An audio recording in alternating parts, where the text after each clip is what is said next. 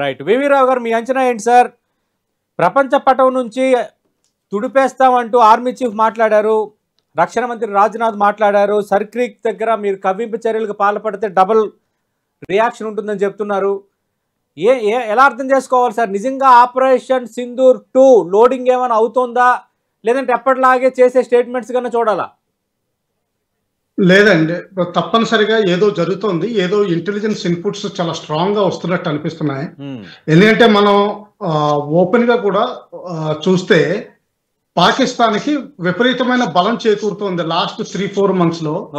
వాళ్ళ పొలిటికల్ గానీ డిప్లొమాటిక్ గానీ, చైనా తోటి వాళ్ళ విక్టరీ పీరియడ్ లో పార్టిసిపేట్ చేయడం గానీ, అజర్బైజాన్ ని మెంబర్షిప్ మనం రిఫ్యూజ్ చేయడం వల్ల అజర్బైజాన్ పాకిస్తాన్ సైడ్ కదిలినట్టు చూపించడం గానీ, టర్కీ తోటి 3 అగ్రిమెంట్లు చేయడం గానీ, సౌదీ అరేబియా తోటి 1 అగ్రిమెంట్ చేయడం గానీ, అలాగే లాస్ట్ అమెరికా మీద ప్రెషర్ తీసుకొచ్చి మనం ఏదైతే చాబహార్ పోర్ట్ ఇరాన్ లో ఆపరేట్ చేస్తున్నామో దాని మీద అడిషనల్ టారిఫ్స్, తర్వాత శాంక్షన్స్ ఇంపోజ్ చేయడం, ఇవంతా ఒక కవ్వింపు చర్య కిందే తీసుకోవచ్చు. ఇంటెలిజెన్స్ ఇన్పుట్స్ వస్తున్నట్టు చాలా అనుకోవచ్చు. ఎందుకంటే India operation Sindoor 1.0 cease fire చేసినప్పుడు 3 కండిషన్స్ క్లియర్ గా పెట్టింది. ఒకటి, రెండోది, ఏ టెర్రరిస్ట్ యాక్షన్ ఇండియాలో జరిగినా గానీ దాని బ్లేమ్ పాకిస్తాన్ మీదే అని చెప్పింది. రెండవది, సింధ్ వాటర్ జలాలు అబ్రిగేషన్ లోనే ఉంటాయని చెప్పింది. మూడవది, పాకిస్తాన్ ఆక్రమిత కాశ్మీర్ మీదనే చర్చలు జరుగుతాయి, ఇంకా ఏ విషయం మీద మాట్లాడమని చెప్పింది స్పష్టంగా. ఈ మూడిట్లోనూ ఈ 3 చర్యలతో చూస్తే ఏమవుతుందంటే పాకిస్తాన్కి ఇప్పుడు బలం వచ్చినా గానీ ఏదైనా యాక్షన్ తీసుకోవడానికి పెద్ద స్కోప్ కనిపించట్లేదు. టెర్రరిస్ట్ గ్రూప్స్ 2 కవ్వింపు మాట్లాడారు, మేము ప్రతీకారం తీర్చుకుంటాం అన్నట్టుగా మాట్లాడారు, కానీ స్కోప్ కనిపించట్లేదు. అందువల్ల వాళ్ళు ఏం చేస్తారంటే ఒక డెనైబిలిటీ ఫ్యాక్టర్ తోటి ఏదైనా చేయగలుగుతామా అన్నది చూసుకుంటారు. అది బహుశా ఏంటంటే సౌత్ ఇండియాలో కానీ ఇటువంటి ఏరియాలో ఏదైనా బాంబ్ బ్లాస్ట్లు జరగడం కానీ అది లోకల్ గ్రూప్స్ కి యాస్క్రైబ్ చేస్తూ వాళ్ళు డెనైబిలిటీ పెట్టుకుంటారు. రెండవది ఏంటంటే సింధు వాటర్ జలాలతోటి కొంచెం లింక్ అయి ఉన్న ఇండస్ వాటర్ ట్రీటీ తోటి లింక్ అయి ఉన్నది మన రన్ ఆఫ్ కచ్ లో సర్క్రీక్ వల్ల ఇష్యూ. సర్క్రీక్ వల్ల ఇష్యూ వల్ల మనకి మత్స్యకారులు కూడా ప్రాబ్లం అవుతుంది. మన వాళ్ళ బోట్స్ దాదాపు 250 వరకు ప్రతి సంవత్సరం సీజ్ చేసుకుని వాళ్ళు ప్రైవేట్ గా ఆక్షన్ చేసుకుంటున్నారు. 2-3 సంవత్సరాల తర్వాత కానీ ఈ ప్రిజనర్స్ ని యాక్చువల్ గా ఏంటంటే ఇంటర్నేషనల్ లాస్ ప్రకారం ఇటువంటి మత్స్యకారులు ఇన్సిడెంట్స్ జరిగితే వాళ్ళని లూజ్ గా వదిలేయాలి, అంటే జనరల్ గా 1-10 రోజుల్లో వదిలేయాలి. కానీ 2 సంవత్సరాల వరకు వాళ్ళని వయా వాగా బోర్డర్ పంపిస్తున్నారు వాళ్ళ బోట్స్ లేకుండా. ఇవన్నీ చూస్తా ఉంటే 1999 లో కార్గిల్ తర్వాత రన్ ఆఫ్ కచ్ లో ఏదైతే 10% ఏరియా మనకి పాకిస్తాన్ కి జమ్మూ కాశ్మీర్ కాకుండా మిగతా బోర్డర్ ఏదైతే ఉందో అందులో దాదాపు 10% పడుతుందండి. అంటే దాదాపు 1000 కిలోమీటర్లు అనుకుంటే ఇది దాదాపు 90-100 కిలోమీటర్లు, అంటే 10% భూభాగం. ఇంకా బోర్డర్ పిల్లర్ 1095 కరెక్ట్ అయితే, అది నంబర్ నాకు గుర్తులేదు కానీ ఆ పిల్లర్ తర్వాత డిమార్కింగ్ లేదు. 1914 లో ఉన్న డిమార్కింగ్ మనం అదే డిమార్కింగ్ అంటున్నాం, వాళ్ళు మాత్రం అది ఒప్పుకోవట్లేదు. అదే వాళ్ళు ఇంకోటి ఏమంటున్నారంటే టర్కీ తోటి ఒప్పందం చేసుకుని, టర్కీ మనకి ఓఎన్జీసీ ఎలాగుందో అలాగా పాకిస్తాన్ ఎక్స్ప్లోరేషన్ ఏజెన్సీ తర్వాత టర్కీ ఎక్స్ప్లోరేషన్ ఏజెన్సీ వీళ్ళిద్దరి మధ్యన ఒప్పందం కుదిరి ఈ వాటర్ బేసిన్ లో ఈ మార్షి ఏరియాలో ఆయిల్ డ్రిల్లింగ్ కి ఎక్స్ప్లోరేషన్ మొదలు పెట్టనున్నారు. అందులో క్లోజర్ టు ఇండియన్ బోర్డర్ వస్తారు, ఎందుకంటే ఇండియా సైడ్ ని రాజస్థాన్ లో ఆయిల్ నిక్షేపాలు దొరికినాయి. కేన్ వేదాంత గ్రూప్ కేన్ కార్పొరేషన్ ఏదైతే ఉందో అది ఎక్స్ప్లాయిట్ కూడా చేస్తాం. సో ఆయిల్ దొరికే సంభావన చాలా అవకాశం ఉంది. అలాగే చైనా వరల్డ్ బ్యాంక్ సపోర్ట్ తోటి సుక్కూర్ బరాజ్ నుంచి ఒక కాలువ ఎప్పుడైతే 97 లో పూర్తి చేశారో దానికి అనుబంధంగా ఇంకో 2 కెనాల్స్ పూర్తి చేశారు. దీనికి 2 కారణాలు ఉన్నాయండి చెప్పడానికి. వాటర్ సెలైన్ వాటర్ పంప్అవుట్ చేస్తున్నాం అంటారు, కానీ మనకి రహీం యార్ ఖాన్ సౌత్ లో మన Rajasthan border basically Jaisalmer Barmer opposite లో మనం 1971 వార్ లో తీవ్రంగా లోపలికి వెళ్ళిపోయాం 150 కిలోమీటర్ల వరకు. దాదాపు పాకిస్తాన్ హైదరాబాద్ని థ్రెటన్ చేశారు. రైల్వే స్టేషన్స్ కూడా క్యాప్చర్ చేయడం జరిగింది. అందువల్ల వాళ్ళు ఏం చేశారంటే పంజాబ్లో ఎలాగైతే DCB డిచ్కమ్ బంద్ ఉంటుందో అటువంటి దానికి ఒక కెనాల్, నారా కెనాల్ అనే ఎలిమెంట్ పాతది ఏదైతే మన ఇండియన్ బోర్డర్ కి దగ్గరలో ఉంటుందో ఆ అలైన్మెంట్ లోనే కట్టడం జరిగింది పొడుగ్గా. ఇది చైనా వరల్డ్ బ్యాంక్ అసిస్టెన్స్ తీసుకుని కట్టారు. దానికి అనుబంధంగా ఇంకో 2 చిన్న కెనాల్స్ కట్టారు. దాంతో పాటుగా ఈ టర్కీది ఇంకొక 2 విషయాలు బయటకు వచ్చింది. ఒకటి 1000 square kilometres exclusive manufacturing and export zone టర్కీకి అప్పగిస్తుంది. అది ఇండియన్ సైడ్ కి, ఇండియన్ బోర్డర్ కి దగ్గరలో అప్పగిస్తుంది.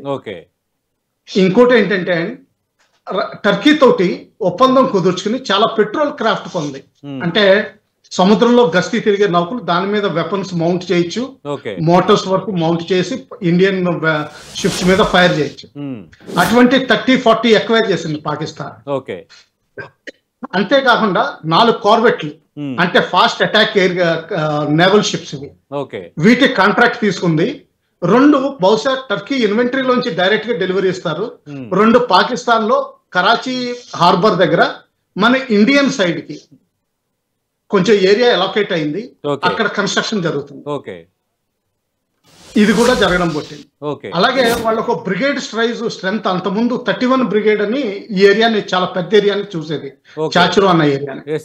దాంతో పాటు ఇంకో బ్రిగేడ్ రైజ్ చేయడం రైజ్ చేశారు. అలాగే దానికి యాన్సిలరీ యూనిట్స్, ఎయిర్ డిఫెన్స్ కానీ ఇవన్నీ కూడా చేయడం మొదలు పెట్టారు. సో ఏదోటి జరుగుతోంది. ఇంటెలిజెన్స్ ఇన్పుట్స్ వచ్చినట్టున్నాయి, లేకపోతే డిఫెన్స్ మినిస్టర్ అంత స్టేచర్ సీనియర్ నాయకులు ఎవరు భుజ్ ప్రాంతంలో అటువంటి స్టేట్మెంట్ ఇవ్వరని నా అభిప్రాయం. చెప్పండి. రైట్. అంటే వీవీరావు గారు, అంటే ఆయిల్ కి సంబంధించి శుద్ధి చేసిన ఆయిల్ ని భారత్ పైన తుర్కీ, అంటే టర్కీ కూడా ఆధారపడుతుంది కదా. ఇలాంటి సందర్భంలో కూడా ఇంకా పాకిస్తాన్ తో కొంత చేతులు కలిపి రాజకీయం చేయడానికి ప్రయత్నిస్తుందా?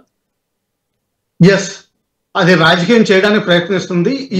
ఈ దృష్టిలోనే 3 రోజుల క్రితం జరిగిన మనకి టర్కీకి ఒక డిప్లొమాటిక్ ఇన్సిడెంట్ జరిగింది. మన నేవల్ షిప్స్ 4 ఫ్రాన్స్ తోటి జాయింట్ ఎక్సైజ్ కి అని గ్రీస్ ఏరియాలోకి వెళ్తే అది Turkey coast guard equivalent ships వచ్చి మనల్ని బ్లాక్ చేసి మన ఆ ఏరియా నుంచి వెనక్కి వెళ్ళిపోమన్నాయి.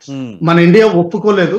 ఇంటర్నేషనల్ వాటర్స్ లో ఉన్నాం, ఎక్సైజ్ కి వెళ్తున్నాం, మాకు ఈ సైప్రస్ గాని టర్కీ గ్రీస్ మధ్యలో ఉన్న గొడవలకు కానీ మాకు సంబంధం లేదని స్పష్టంగా చెప్పినప్పుడు కూడా వినిపించుకోలేదు. ఆఖరికి ఫ్రాన్స్ కూడా ఇన్వాల్వ్ అవ్వాల్సి వచ్చింది. ఇది ఇంటర్నేషనల్ వాటర్స్ లో ఉన్నాయి ఇండియన్ షిప్స్ అని, ఒక డిస్ట్రాయర్ ప్లస్ 3 అదర్ షిప్స్ ఆ ఏరియాలో కనిపించింది. సో అది కూడా మనకి టర్కీకి గొడవ అయింది. సో ఆ విధంగా కూడా చూడాలి. అలాగే చాబహార్ పోర్ట్ ని ఇప్పుడు వరకు అమెరికా పట్టించుకోలేదు. దాన్ని సడన్ గా ఇరాన్ ఆంక్షలతోటి కలుపుకుంటా, మన టారిఫ్ రేట్స్ తోటి కలుపుకుంటా చూస్తుంటే ఇది పాకిస్తాన్ లాబీయే చేసినట్టు క్లియర్ గా తెలుస్తుంది. చెప్పండి. రైట్. వీవీరావు గారు, అంటే ఇప్పుడు కొత్త శక్తులు కలిసి వచ్చే అవకాశం ఉందా? ఇప్పుడు మీరు కానీ శ్రీనివాస్ గారు కానీ చెప్పినట్టు పాకిస్తాన్కు అదనపు బలంగా త్రూ సర్క్రీక్ ద్వారా మనం పాకిస్తాన్కి దెబ్బ కొట్టాలంటే ఏం చేయాలంటారు? ఎందుకంటే అది లాహోర్ పోర్టుకు వెళ్ళే ప్రధాన మార్గం. ఎక్కడి నుంచి వాణిజ్యపరమైన నౌకలు లాహోర్ పోర్టుకు వెళ్ళాలంటే అదే వెళ్ళాలి. లాహోర్ అనేది ఫైనాన్షియల్గా లాహోర్ పోర్ట్ అనేది పాకిస్తాన్ ఆర్థిక వ్యవస్థకు ఒక హార్ట్ లాంటిది. ఈ దిశగా మనం ఏమైనా దెబ్బ కొట్టగలమా? మనం మీరు అంటున్నది కరాచీ అండి, లాహోర్ ఉంటుంది కరాచీ. ఇంకొన్ని విషయాలు మనం గమనించాలండి.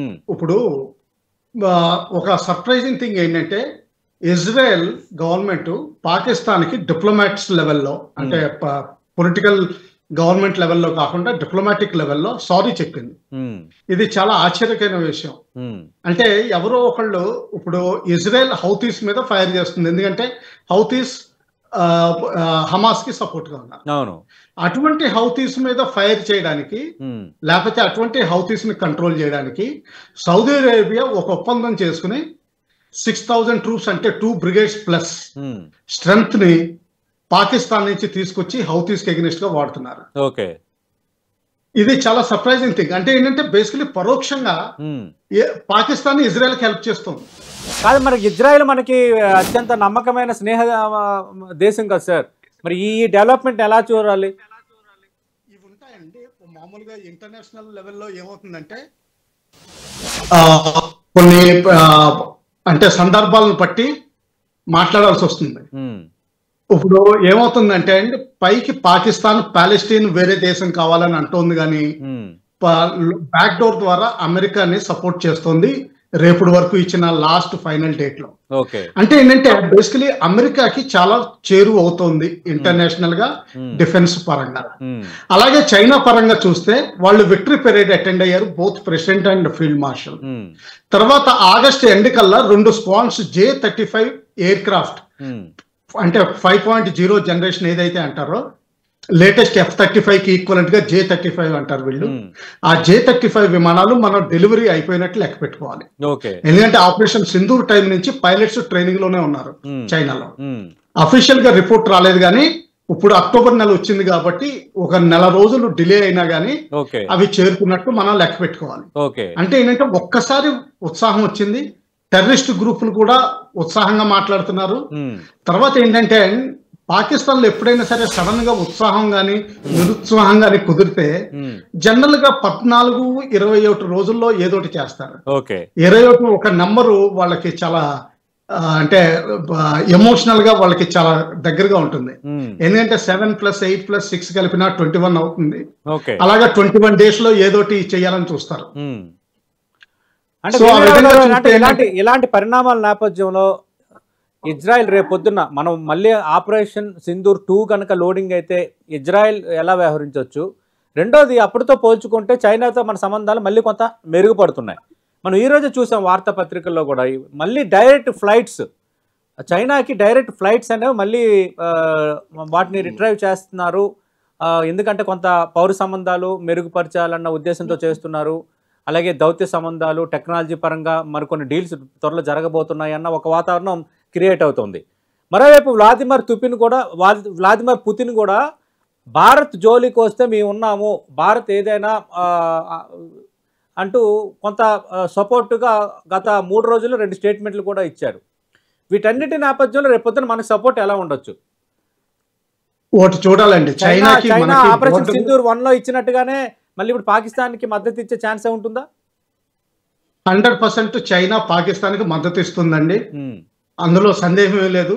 ఈ ట్రేడ్ టారిఫ్స్ ఏంటంటే చైనా ఈ సిచ్యువేషన్ ని అమెరికా ఇండియాకి మధ్యలో ఉన్న కొంత థా కండిషన్ అంటాను. అంటే ఏంటంటే కొంచెం డౌన్ సిచ్యువేషన్, అంతేగాని బేసికలీ ఇండియా అమెరికా సిచ్యువేషన్స్ ఎప్పుడు ప్రపంచంలో ఒకేలాగా ఉంటాయి. ఇండియా చైనా రిలేషన్షిప్ ఒకేలాగా ఉంటుంది. ఇది మధ్యలో ఏదో కొంచెం టెంపరీ థా కింద అనుకోవాలి. అది చైనా ఎక్స్ప్లాయిట్ చేయాలని చూస్తుంది. మనం కూడా ఏంటంటే ఇప్పుడు ఎక్స్పోర్ట్స్ కి మనకి కొంచెం లిమిటేషన్స్ వచ్చినాయి, దానివల్ల వేరే మార్కెట్స్ వెతుక్కోవాలి. ఆ వేరే మార్కెట్స్ వెతుక్కోవాలంటే ప్రపంచంలో అత్యంత పాపులేషన్ కల దేశం చైనా. సో ఆ విధంగా మనకి చైనా మార్కెట్ కావాలి.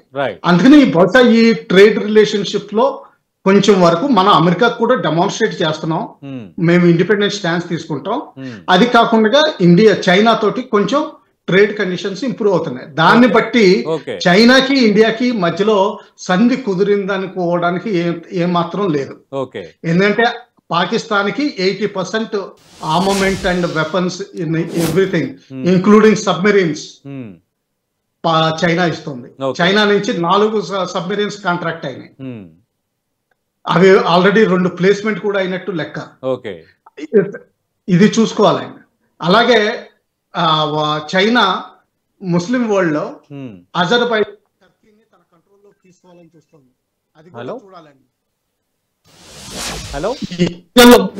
ఏంటంటే మనం ఏదో 1 నెల రోజులకి ఏదో కొంచెం కండిషన్ మారినట్టు మనం అనుకోకూడదు. లాంగ్ విజన్ పెట్టుకుని చైనాకి మనకి ఎట్టి పరిస్థితుల్లో, ఎందుకంటే చైనాకి మనకి కేవలం ల్యాండ్ బోర్డరే కాదు, టిబెట్ ఇష్యూ రానున్న రోజుల్లో విపరీతంగా పెరుగుతుందండి. దలైలామా ఇష్యూ వస్తుంది, చాలా వస్తాయి. అలాగే ఒకవేళ తైవాన్ ని తీసుకోవాలని చూస్తే అప్పుడు కేవలం ఇండియానే ఆకస్కి హెల్ప్ చేయగలదు.